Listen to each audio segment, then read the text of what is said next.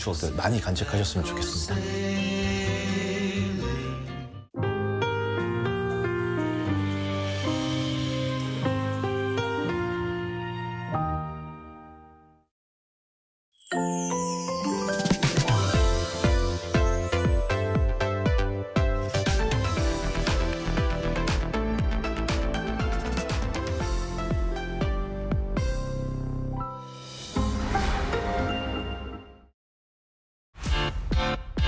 Welcome to the globalists. Welcome to the globalists. Welcome to the globalists. We're in a new set, a brand new set.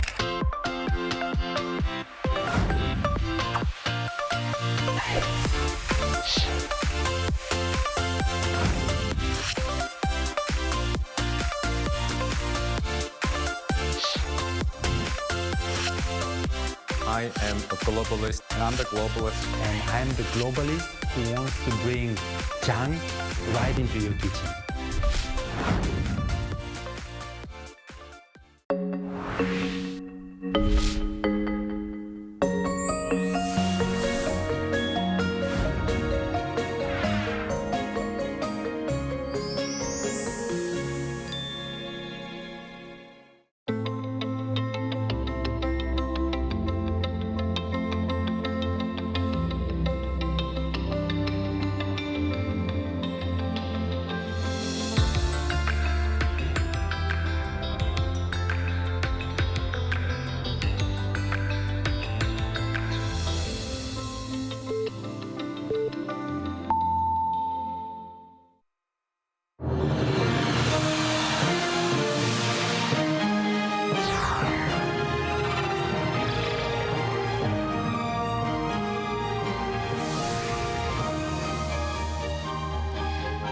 Welcome to our morning edition of Arirang News. We begin with these stories making the headlines at this hour, starting with talks between the world's two largest economies. The United States and China held their second round of talks in London, aimed at tackling the ongoing trade tensions. The two sides focused on export controls, especially shipments of technology and rare earth elements. President Yi is seeking measures to tamp down inflation, acknowledging that higher food prices are taking a toll on South Koreans. He's now ordered officials to draft an additional supplementary budget to curb inflation and boost consumption. Protests are intensifying in Los Angeles, where thousands of demonstrators took to the streets over recent raids on immigrants. Hundreds of Marines were mobilized to support National Guard troops as protests continue. The United States and China held a second round of their trade talks in London. The two countries discussed export controls, which have emerged as a key issue in their ongoing trade war. Our Lee Seung-jae starts us off. The United States and China held the second round of trade negotiations in London on Monday and discussed key issues to resolve the ongoing trade war between the two economic powerhouses. According to Bloomberg, the two sides concluded their first day of negotiations after holding talks for more than 6 hours. The first day of talks was centered on discussing export controls, specifically over shipments of technology and rare earth elements. The U.S. delegation was led by Treasury Secretary Scott Bessent, Commerce Secretary Howard Lutnick, and U.S. Trade Representative Jamieson Greer, while the Chinese delegation was led by Vice Premier He Lifeng. During the talks, the U.S. indicated willingness to partially lift technology export controls targeting China in exchange for the easing of restrictions on rare earth exports to the U.S. However, when asked about the talks between Washington and Beijing, U.S. President Donald Trump said while the U.S. is doing well in talks, China is not easy. We are doing well with China. China's not easy, just like your home country is not easy there. I think we're doing very well. They're over there now. I'm only getting good reports. It's a little early, but they'll be calling in soon. In fact, probably when I get back, I'll have my first call from them. We want to open up China. And if we don't open up China, maybe we won't do anything. But The latest trade negotiations also stem from the differences in positions between the two countries over whether the two major economies violated the trade agreement reached in Geneva last month. At the time, the two sides agreed to drastically lower tariffs on each other's goods for an initial 90-day period. However, Washington claimed that Beijing violated the agreement. The U.S. says China has been reluctant to release exports of rare earth metals and magnets, while China says Washington restricted its access to U.S. goods such as semiconductors and AI technologies. With still much to be discussed between the two countries, officials plan to meet again at 10 a.m. on Tuesday for a second day of talks in London. 이승재, Arirang News. South Korea's new president, Lee Jae-myung, kicked off his first full week in office by addressing inflation and stressing the urgent need for an extra budget to revive the local economy. Our top office correspondent Yoon Jung-min has this report. Noting higher prices cause too much pain to the people. This is how President Lee Jae-myung began the second Emergency Economic Task Force meeting. 최근에 물가가 엄청나게 많이 올랐다고 그러더라고요. 라면 한 개 2,000원 한다는데 진짜예요? The president urged his team to seek out measures to tamp down inflation before they meet again next time. Present at Monday's meeting in Yongsan were newly appointed aides, including Chief of Policy Kim Yong-bum and Senior Secretary for Economic Growth Ha Jun-kyung, as well as relevant government officials. 그 생각 좀 해주시면 좋을 것 같습니다. 하여튼 우리가 쓰는 1시간은 5,200만 시간의 가치가 있다. 그만큼 영향이 큰 거죠. The agenda behind closed doors outlined an additional supplementary budget, signaling a shift towards an expansionary fiscal approach at a time when the country is facing a low growth rate for this year, expected to hover around 1%, as well as sluggish demand at home. The president ordered an extra budget to be organized in a speedy manner to revive the economy and boost consumption. Secondly, he urged for priority to be given to the vulnerable and small business owners for support. The National Assembly passed a 13.8 trillion won extra budget bill in May, worth some $10 billion, and the second batch is expected to be at least 20 trillion won. Details, including the size of the extra budget, have not been disclosed. The newly inaugurated South Korean leader ordered the launch of the Emergency Economic Task Force as his first executive order as soon as he took office last week. Yoon Jung-min, Arirang News. So the new administration is speeding up efforts to revitalize the economy by laying out plans to curb inflation and boost consumption. For more on this, we have Park Min-jung, Professor of Business Administration at the Kumo National Institute of Technology. Professor Park, thanks for joining us this morning. Thank you for having me today. So a key challenge the Lee administration faces is soaring food prices. What's behind the increase, and how do you think the government should address this issue? Yeah, one of the key drivers of rising food prices in Korea under the Lee administration is the combination of global supply chain disruptions and climate-related agriculture instability and increased input costs like fuel or fertilizers. Domestically, labor shortages in rural areas and distribution inefficiencies have further amplified the problem.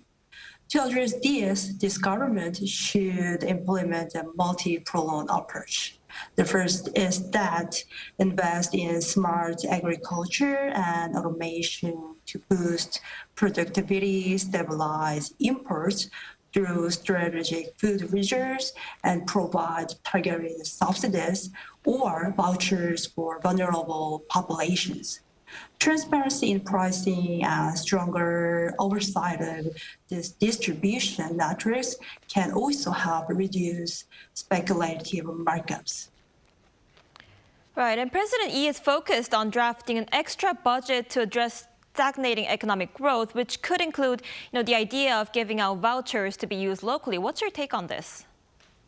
Yeah, President Lee's this plan to give out local vouchers is a very typical and classical example of a policy that tries to boost demand when the economy is slow.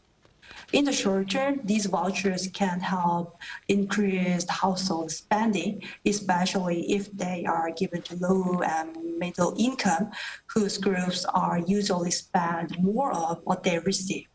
This could give a quick boost to local shops and service businesses and possibly help the wider local economy. However, this kind of financial support only gives short-term relief. It means it does not fix the deeper problem that are slowing down Korea's economic growth. The country is facing bigger challenges nowadays, like an aging population, slower productivity in major industries, and less private investments. So to make the policy truly effective and long-lasting, it should be a part of a bigger economic plan. That plan should integrate and include changes in regulations and support for innovation and long-term investments in important future industries like green energy or AI. In short term, so it means, in summarize, that the voucher program of a traditional, very classical policy can help in the short term, but for the economy to stay strong in the long term, broader forward-looking reforms are also necessary nowadays. Right, and the shrinking labor market also remains a crucial challenge for the government. The number of job openings per job seeker is at its lowest level for any month of May since 1998, following the Asian financial crisis. How should the government respond to this? Yeah, the sharp decline in the number of job openings now per job seeker signals deep structural stress in the labor market. When the ratio hits a 27-year low, especially for May, it means May is a historically active hiring season. It reflects not only slowing economic activity, but also a serious mismatch between labor supply and demand. In the short term, the government should consider direct employment support, such as wage subsidies for SMEs or public sector job programs, and targeted youth employment initiatives to prevent long-term unemployment, especially among vulnerable groups. And also reskilling and upskilling programs are also very critical to help workers transition into sectors with labor shortages, such as digital, green, or care economic fields. So in parallel, the government must work with industries to identify structural bottlenecks, such as labor regulations, like mobility between sectors or regional imbalances, and also implement reforms to make the job market more dynamic and inclusive. All right, and another important economic task for the government is reaching a tariff deal with the U.S. before the July deadline. And this is an issue that matters to many industries, including the auto sector. Do you believe the government is on the right track? Yeah, securing a tariff agreement with the U.S. before the July deadline is a critical economic priority, particularly for export-reliant sectors such as automobiles, semiconductors, and batteries. Our failure to reach a timely deal could expose Korea firms to higher trade barriers or regulatory uncertainties, weakening their competitiveness in one of their largest markets. Based on the current diplomatic posture and trade consolidations underway, the government appears to be taking proactive steps, engaging in bilateral dialogue, aligning trade firms with broader strategic interests, and seeking exemptions or adjustments that protect key national industries. However, the challenges lies in balancing short-term industrial relief with long-term trade stability and compliance with the evolving U.S. trade policies, especially under shifting political dynamics. So to stay on the right track, Korea must ensure that any agreement not only preserves market access, but also supports supply chain resilience and investment flows between two countries. What would you say is the most notable difference between President Lee's economic policy and that of former President Yoon? To understand the most notable differences between the economic policies of President Lee and former President Yoon Suk-yeol, it is important to compare their perspectives in their respective approaches to the role of government, redistribution, and growth strategy. President Lee emphasized a more active role of the government in the economy. His administration promotes inclusive and sustainable growth through expanded fiscal spending and public investment in future-oriented sectors such as green energy and care services. In contrast, former President Yoon adhered to a market-oriented economic framework. It means his administration prioritized private sector-led growth, regulatory reform, fiscal discipline, and also tax incentives to encourage investment and entrepreneurship.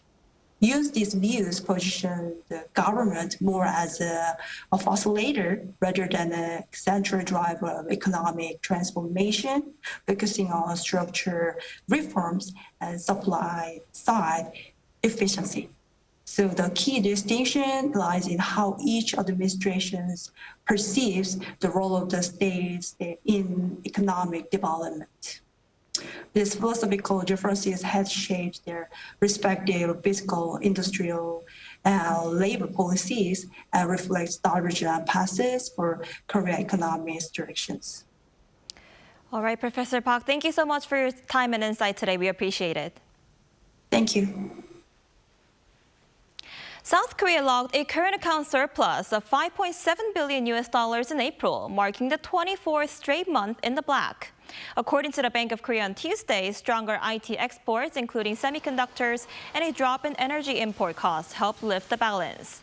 The surplus, however, narrowed from the previous month when it reached over $9 billion. While the goods balance edged up, the services account saw a wider deficit amid a spike in overseas R&D payments by Korean firms. From January through April, the cumulative surplus came to nearly $25 billion, up almost $7 billion from the same period last year.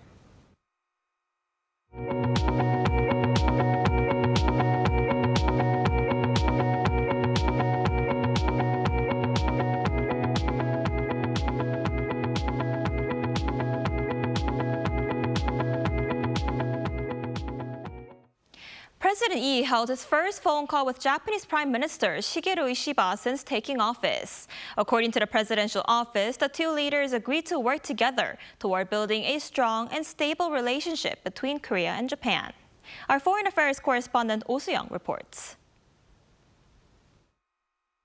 Agreeing on continued cooperation bilaterally and trilaterally with the United States, the leaders of South Korea and Japan held their first phone call since the Lee Jae-myung administration took office last week. According to Seoul's top office, President Lee Jae-myung and Japanese Prime Minister Shigeru Ishiba spoke on the phone for around 25 minutes on Monday, marking Lee's second phone call with a foreign leader following his conversation with US President Donald Trump. Given the importance of Korea-Japan relations amid the current strategic environment, the leaders agreed on the need to build a strong and mature bilateral relationship based on a responsible approach. He conveyed his hope that the two neighbours will seek ways to cooperate on future challenges in a mutually beneficial manner, grounded in their respective national interests. The two leaders further agreed to strengthen efforts to respond to various geopolitical challenges through the framework of trilateral cooperation with the United States. When asked by reporters whether historical issues related to Japan's colonization of Korea and its wartime atrocities were raised during the conversation, a presidential official said the leaders' dialogue remained within the bounds of customary diplomatic protocol. Throughout his campaign and since taking office, the president has consistently emphasized a two-track strategy of addressing historical issues based on principles while promoting practical cooperation in economic and security matters. The Japanese PM's office noted that Ishiba expressed his intent to work closely together in responding to North Korea, including the issue of Pyongyang's abductions of Japanese citizens. in light of the 60th anniversary of the normalization of diplomatic relations between the two countries. The two leaders also discussed the importance of enhancing communication between their governments and promoting active people-to-people exchanges. The two leaders plan to meet in person in the future for in-depth discussions on bilateral ties and other issues of mutual interest. Observers believe the face-to-face occasion could come as early as this weekend on the sidelines of the G7 summit in Canada. Seung, Arirang News. In Los Angeles, over 50 people have been arrested as the protests enter their fourth day. Police have banned gatherings in downtown LA, and the Marines have been sent to support the National Guard. Our Choi Soo-young reports. Los Angeles faces the fourth day of protests against the Trump administration's immigration raids. At least 56 people have been arrested during the protests, according to NBC News. Protesters shut down major highways, throwing concrete and Molotov cocktails. Cars were burned to ashes, and police responded with tear gas and flashbangs, filling the streets with smoke. The Los Angeles Police Department declared the entire downtown area a no-protest zone on Sunday local time, concerned about the growing violence of the protesters. On Monday, the Pentagon deployed about 700 Marines to LA to support the National Guard. Around 2,000 National Guard troops had already been sent by U.S. President Donald Trump to control the situation without the governor of California's request. Thank goodness we sent out some wonderful National Guard. They've really helped in a lot of problems they were having out there. They were afraid to do anything, and we sent out the troops, and they've done a fantastic job. In response, California's Governor Gavin Newsom said he will file a lawsuit against Trump over the activation of the state's National Guard. President Trump called Governor Newsom incompetent and supported arresting him after Tom Herman, the official in charge of border issues, warned that Newsom and LA Mayor Karen Bass could face arrest for interfering with immigration enforcement. Look at the job he's doing in California. He's destroying one of our great states. And if I didn't get involved, if we didn't bring the Guard in, and we would bring more in if we needed it, because we have to make sure there's going to be law and order. Meanwhile, the protests that began in LA are now popping up in other major cities, including San Francisco and Chicago. In San Francisco, around 60 people were arrested during Sunday's demonstration. The protests were sparked when immigration and customs enforcement officers and the FBI raided downtown shops in LA last Friday, detaining around 44 people. Choi Soo-young, Arirang News. Direct trains between Moscow and Pyongyang, which were suspended during the COVID-19 pandemic, will resume service next week. That's according to the Russian railways on Monday, which said it will resume the international direct railway between the two cities starting June 17th, in agreement with the North Korean railway authorities. The Moscow-Pyongyang railway operates twice a month, departing from Pyongyang on the 3rd and 17th, and arriving in Moscow 8 days later. The train from Moscow to Pyongyang also takes 8 days and departs on the 12th and 26th of each month. According to Russian railways, it's the longest direct railway line in the world, covering over 10,000 kilometers.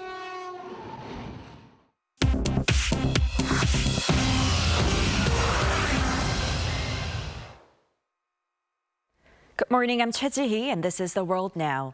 Israeli naval forces have intercepted a yacht carrying climate activist Greta Thunberg and 11 others while it was attempting to deliver humanitarian aid to Gaza. The Israeli Navy boarded the British-flagged yacht Madeleine, operated by the pro-Palestinian Freedom Flotilla coalition, detaining Thunberg and a French lawmaker among those who were on board. On early Monday, the vessel was seized approximately 185 kilometers from Gaza in international waters and escorted into a port in Israel by the evening. Israeli officials confirmed the activists were unharmed and will be deported after undergoing medical checks. They said that the yacht's cargo of symbolic aid such as baby formula, rice, and medical kits will enter Gaza through official Israeli aid channels. While Thunberg denounced the interception as kidnapping, Israel dismissed the mission as a media stunt and called the aid boat a selfie yacht. Governments in Sweden, France, and Spain have lodged consular requests, and France's President Macron has demanded swift repatriation. The boat departed from Italy on June 1st to raise awareness of the conditions in Gaza. Ukraine and Russia began the first stage of a multi-phase prisoner exchange, repatriating servicemen under the age of 25 following a humanitarian agreement reached during peace talks. On Monday, the first phase of a prisoner swap agreed on in Istanbul on June 2nd took place, involving young military prisoners and severely wounded individuals. Ukrainian President Volodymyr Zelensky confirmed the exchange in his evening address, emphasizing a phased approach over several days and thanking all parties involved. Although specific numbers were undisclosed, both nations affirmed an equal exchange of prisoners. Despite conflicting claims over the exchange between the two nations the previous day, the exchange marks hope for broader negotiations aimed at exchanging at least 1,200 prisoners from each side and repatriating fallen soldiers. Apple unveiled its liquid glass design and advanced AI upgrades in iOS 26, its first major visual overhaul since iOS 7, during its Worldwide Developers Conference on Monday. The liquid glass interface introduces translucent, reflective UI elements across all platforms, including iPhone, iPad, Mac, Apple Watch, and TV. AI enhancements powered by Apple Intelligence include live translation in Messages, FaceTime, and the Phone app, all of which are processed on device. The public beta of iOS 26, including liquid glass and AI features, launches this summer with the full release slated for this fall. Labubu dolls, a toothy plush toy from Chinese maker Pop Mart, have seen a surge in popularity and price worldwide. Created by Hong Kong artist Ka-Sing Leung and marketed since 2019, Labubu shot to fame after being spotted with celebrities like Rihanna, Dua Lipa, and Blackpink's Lisa. Collectors, mostly adults, are drawn by the blind box format of the collectibles, which offers randomly packed variants, some rare versions, fueling a global frenzy. Official retail prices range from about $20 to $30, but resale values have exploded from $100 to $7,000 for rare editions. I can tell you that this trend is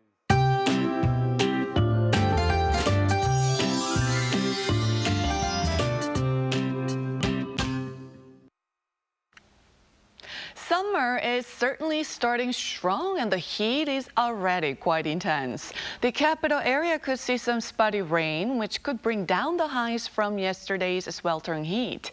But the heat will persist in the southern regions, with many parts climbing above 30 degrees Celsius again. Meanwhile, parts of Jeju Island could see 5 to 20 millimeters of showers through this morning. But the UV index is expected to be very high in most areas, except in the capital area, where there will be sprinkles of rain in the morning. Meanwhile, Gwangju will be getting up to 29 degrees with the highest level of UV rays this afternoon, so sun protection is a must there. Also, those in Daegu and Gyeongju will need to stay safe in the intense heat at a high of 33 degrees Celsius. Now, the latter half of the week will see some more cloudy days, and Saturday is looking like it's going to be rainy nationwide. But the warm weather will continue for the time being, so please remember to take good care of your health. Now that's all we have for this morning. Arirang News will be back at 5 p.m. Korea time. Thanks for watching.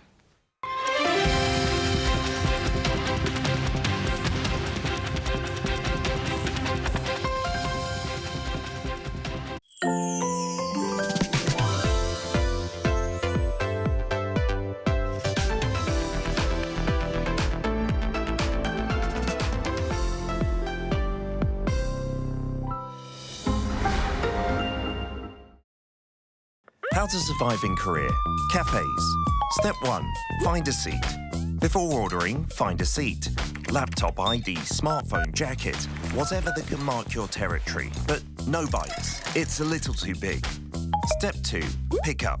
We do not ask or call your name. We call out, B69번 고객님. The buzzer will vibrate when your order is ready at the counter. Wait, got your straw? Keep the top of the wrapper on. Doing this is more hygienic. Step 3. Cafe etiquette. If you need to use your laptop, find a seat next to a socket. No extra charge for using electricity. But if you're staying over 3 hours, how about ordering another drink or dessert? Step 4. Last bite standing. There's a mysterious custom in Korea. The last bite standing. When there's about 1 bite left of that cake, nobody will go for it. You might be tempted, but don't be hasty. Right before you get up, take the last piece, saying that you simply can't waste food, or just leave it. It will save a few calories. Did you survive at the cafe? Did someone behind the counter catch your eye? Go for the same drink every single day. 오늘도 아이스 말차 라떼 드실 거죠? You might make an impression.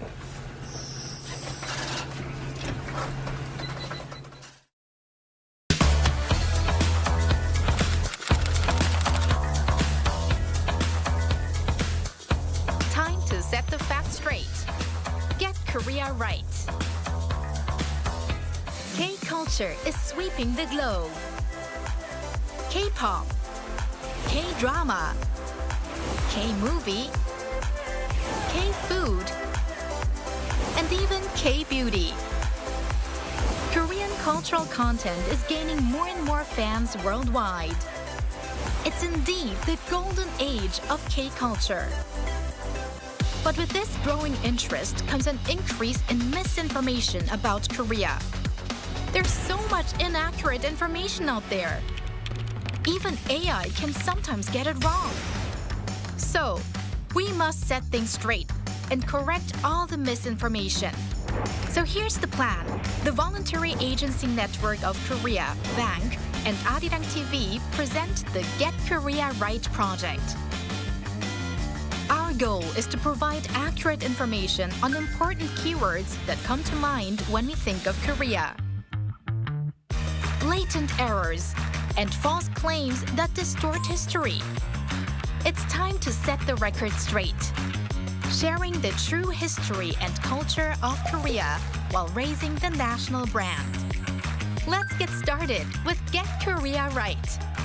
Are you ready to join?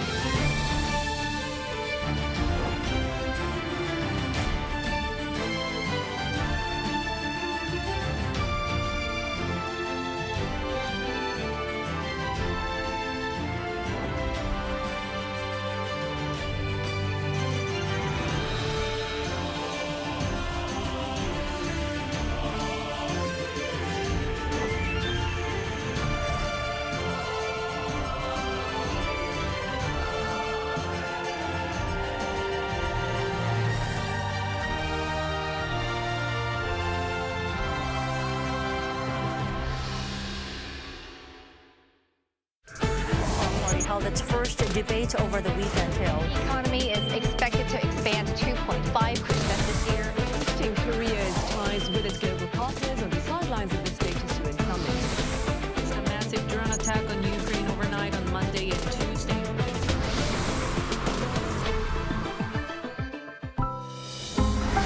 Arirang.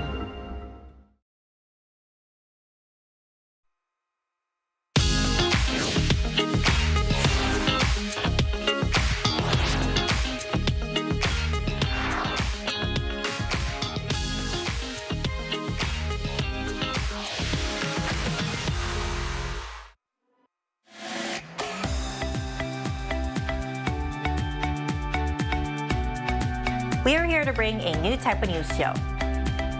New insights, new styles, and new topics every day. We are News Generation.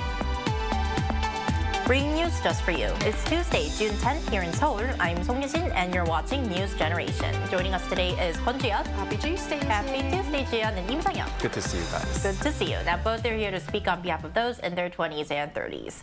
As usual, we're going to begin with our keyword news. Today's keyword is happy ending.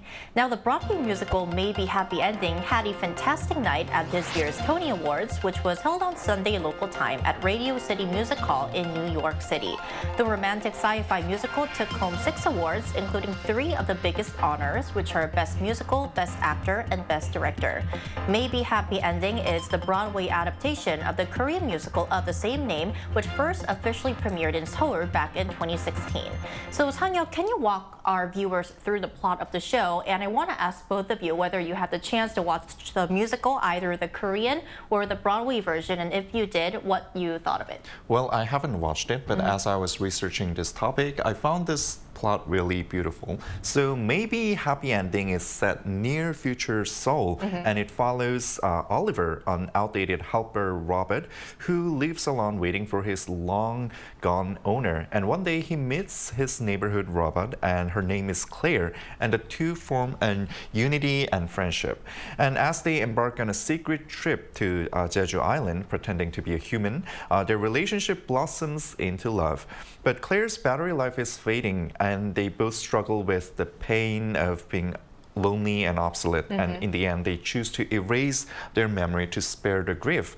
But fate gently brings them back together in the end. So it's an emotional story about love and loss, and it's really touching. Right. So I personally had the chance to watch the Korean version of the musical. I would like to definitely recommend it to our viewers because the plot line, as Sang-yeon mentioned, is a sci-fi musical, which is quite unique. So very interesting. And most of all, the music, the scores there are amazing as well. So definitely recommend you to check it out. Now to you, Ji-yeon, what about you? Well, the storyline sounds very interesting. Very interesting. Indeed, but I haven't seen the musical yet. I have listened to the soundtrack quite a lot on YouTube channels, and the music is just lovely, beautiful. Well, over the weekend, I performed with some local theatre actors, Korean theatre actresses, and it reminded me just how incredibly refined our Korean musical scene is right now, currently. And honestly, there's something next level about the way we tell stories through music and stage. It's a piece of work, and no wonder Maybe Happy Ending swept the Tonys. It truly deserves the spotlight. I'm so proud to see a homegrown piece shine on Broadway, from Seoul to Broadway. Not bad for a maybe, and it's definitely a happy ending. It is indeed. It was indeed a very historic night for the Korean musical industry. And that was our keyword news for this Tuesday. So we're now going to move on to our main discussion of the day by taking a look at the screen. A growing number of international students are now questioning their future in the U.S. following the Trump administration's recent moves.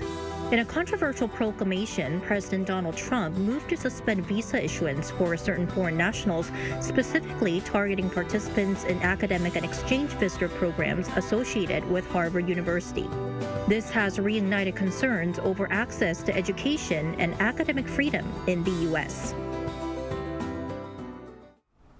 So today on News Generation, we are going to take a closer look at how this decision by the Trump administration is affecting students, schools, and perceptions of American education around the world.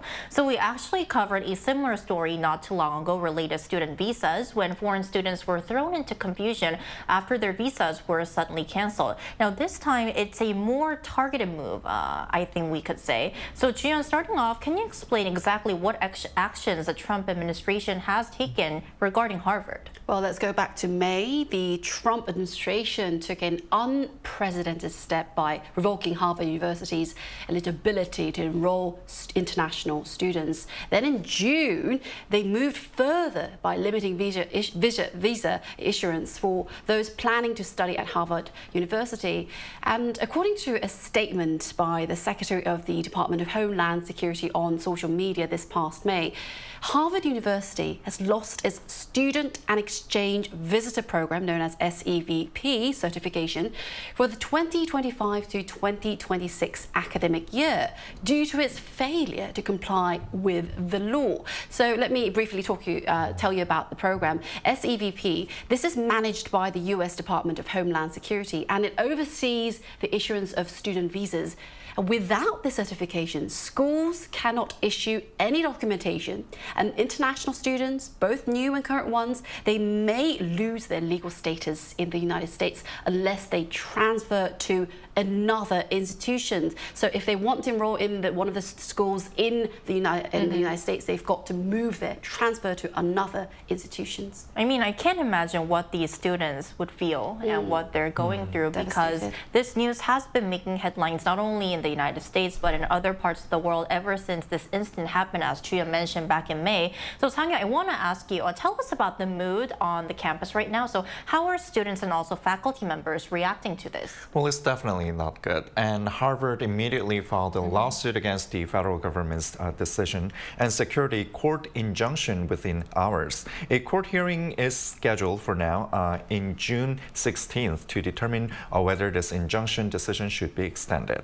And currently there are about 6,800 international students enrolled at Harvard, making up approximately 27% of the student population today. And as of 2022, there were 317 Korean students enrolled, ranking 4th by nationality. And in general, around 63,000 Korean students are registered in SEVP, as you can see here on the screen. And it's not just Harvard students being affected, of course. Following the government's action, thousands of international students have been hesitant to attend the graduation ceremonies, and they are also inquiring about transferring, or some of them are even considering returning to their home countries. And moreover, not only students but also researchers and faculty members are facing instabilities due to the current situation. Right. So far we've taken a look at the status quo of all of this. So we're now going to explore both sides of this issue. So starting off, Chuyeon, why did the U.S. government or the Trump administration take this kind of action? So I think many people are curious about the reasoning behind this. Yes, the reason. And well, the US Department of Homeland Security justified the decision by accusing Harvard of anti-Semitic behavior, which is, discrimination against Jewish people, and also alleged ties to the Chinese Communist Party. They claim that international students played a crucial role in these issues, in these actions. President Trump also stated, you are going to see some very radical people who are involved in these actions. They are taking people from areas of the world that are very radicalized, and we don't want them making trouble in the US. And he went on to suggest that the number of international students should be cut in half, a cap of maybe around 15%, not 31%. However, many international media outlets speculate that this move may have less to do with the national security. It is related to politics. It's not about the national security. So namely solidifying support from Trump's core voter base, which largely consists of working-class Americans without college degrees. So this decision, if it does take into actual effect, it could completely upend how Harvard is operating. It could greatly affect its student body and faculty members and so much more. So Sang-Hyo, how has Harvard so far responded to this reasoning by the government? Well, the university definitely stresses there is no credible evidence supporting allegations that its international students are radicalized or threaten the U.S. security. So Harvard's lawsuit argues the government's action is unlawful retaliation tied to ideological disputes and thus violates constitutional rights. And the complaint also highlights the abrupt removal of SEVP certification without significant due process. At the commencement ceremony, the president of Harvard delivered an address declaring that blind conviction demands a price. And this signals the university's determination not to yield to the government's relentless attacks. Additionally, Professor Stephen Levitsky of Harvard strongly criticized the measure, comparing it to actions taken by North Korea. And he also noted that the second Trump administration is launching attacks in a more extreme manner than during its first term. So very strong statements made by both sides. So we'll see how this conflict unfolds and unravels. But in the meantime, to dive deeper into this conflict after the break, we'll be joined by a Korean doctoral student who is currently studying in the United States. We'll be right back.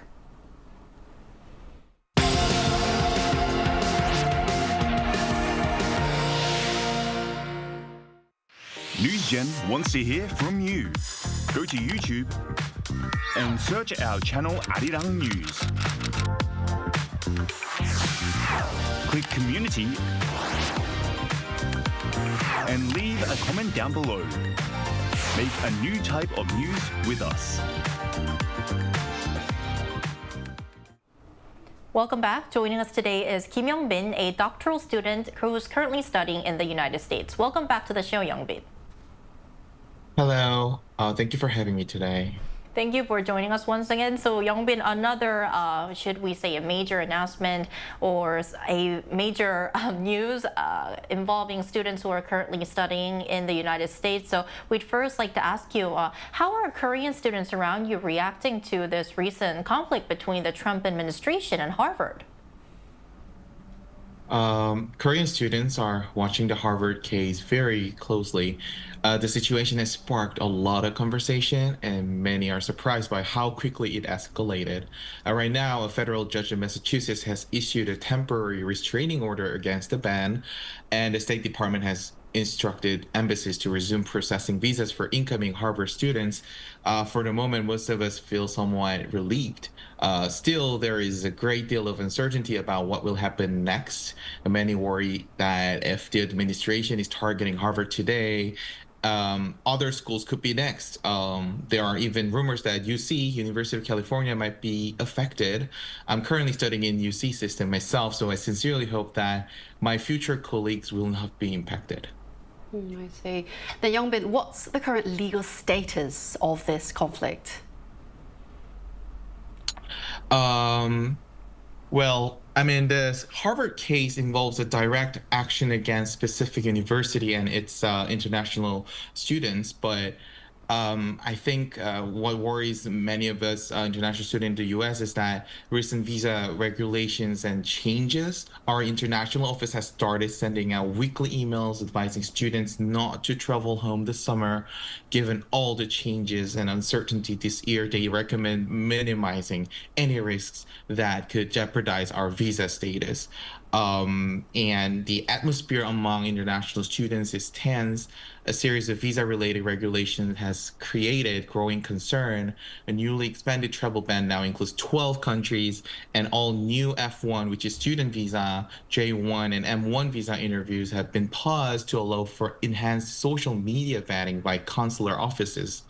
So the administration has even announced a plan to aggressively revoke visas held by Chinese students, while Korean students are not directly targeted for now. The overall environment remains really unsettling. Having personally gone through the U.S. visa process, I know how stressful it can be under normal circumstances. This legal battle only adds another layer of unpredictability for all of us. Most Korean students I know, including myself, have decided to stay in the U.S. over the summer just in case. I believe this is not just about Harvard or UC. These legal changes and lawsuits signal broader challenges for international students across the country. Okay, Young-bin, then as we move forward, where do you think this issue is being headed, and what are the ways to resolve this issue? I think right now the primary focus is on the court hearing scheduled for June 16, which will determine whether the temporary relief granted to Harvard's visa processing will become permanent. And I recently read that over the past 25 years, international student enrollment in the U.S. has doubled, with more than 1 million students from abroad currently studying here. Ideally, the administration should work collaboratively with universities to establish clear and transparent guidelines for international student visas, rather than imposing unilateral restrictions. for a more durable solution, I believe legislative action is necessary. Congress could consider enacting laws that protect universities' SEVP certifications, ensuring they cannot be revoked without clear and justified reasons.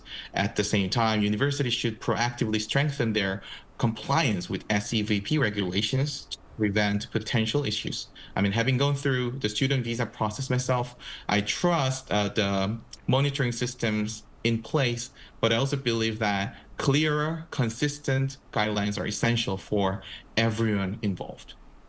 All right, Youngbin, thank you so much for your time today. Hang in there and hope things turn out well. Thank you so much. Thank you. Have a great day. Thank you. You too. Okay, so we just heard from Youngbin, our interviewee, that some universities, even beyond Harvard, they're worried that this could become a wider crackdown impacting a wider number of students. So let's now take the time to kind of walk our viewers through what kind of ripple effects this could have on other universities. That's a good question. Well, this decision is likely to have a broader implication beyond just Harvard. Many other universities, like Youngbin mentioned, with large international student population, are now on edge, unsure if they might be targeted next. So that's why they're not moving, they're not coming back to their home country. It's not just about one school. This move sends a strong message that could discourage students around the world from choosing to study in the US. We may see a ripple effect in admissions, research collaborations between the US and other countries like Korea, and even the US global reputation in higher education, in doctoral degrees. And ultimately, it could reshape how international students view their future in American higher education, whether they were going to study or not in that country. So then the question is no longer just why Harvard, but who is next? Which country, which university will be under scrutiny? A lot of uncertainty there. Anything you'd like to add, Sang-yeop? Well, American dream is definitely fading away, and adding on to Juyeon's comment, so other universities excuse me, may become the next targets. So the government has already hinted that visa scrutiny will expand beyond Harvard. And this creates chilling effect, obviously, and especially for schools with large international student populations such as Stanford or UC Berkeley. Now, international students often pay full tuition, making them vital for funding graduate programs, research, and even scholarships for domestic students. A drop in enrollment could also lead to budget cuts, downsizing of programs, or faculty layoffs. Now, top-tier international talents, especially those studying AI or bioengineering, may choose Europe or Asian universities as an alternative, and this could diminish the U.S. global outreach in research. Right, so this could potentially affect not only the students who are studying at specific universities, but the talent pool of the United States as well. Right. Okay, so ending off, I think that it's kind of hard, it will be kind of hard for us to give us a solution or kind of talk about where this issue should be headed, but I think that we can at least think about why resolving this issue is so important. Yes, it is important indeed, but why? As countless students have invested immense time, their time and resources in their studies, also their money, it's been a roller coaster ride for many of them right now, full of anxiety, uncertainty, and unanswered questions, as you mentioned. It's deeply unfair to penalize them for decisions beyond their control. And regardless of the political or religious context, it's the students who suffer most right now in the States. We must uphold principles of justice and academic freedom for them. They have poured their years of effort and resources into their future. This isn't just a policy issue. It's a personal crisis for thousands of students over there. So let's not let politics steal their dreams. This could be a life-changing decision for so many students. Indeed. All right. Please share your ideas too, Sang-yeop. Well, the thing is, if the university can be penalized for ideological reasons or political defiance, it sets a dangerous precedent. And this undermines the principle of university independence, where institutions are meant to pursue truth free from government coercion. And academic freedom is not just a value, it's a foundation for the innovation, especially in democratic societies. And also, the U.S. has long been the top destinations for international students due to world-class faculty and open intellectual culture. And if this decision is enforced in reality, countries like Canada or UK will overtake the U.S. In talent acquisition. So since education is a form of soft power, U.S. global influence will inevitably go down. Which is the reason why we really hope that this issue is resolved in a swift manner. And that's all we have for today, but NewsGen will be back tomorrow at 10:30 a.m. Korea time. Special thanks to Kwon-Ji-yeon. Thank you for having me, Eugene. Thank you, and Im Sang-yeon. Thank you for having me as well. Thank you, and to our viewers, thank you for tuning in, and we'll see you tomorrow on Wednesday. We are News Generation.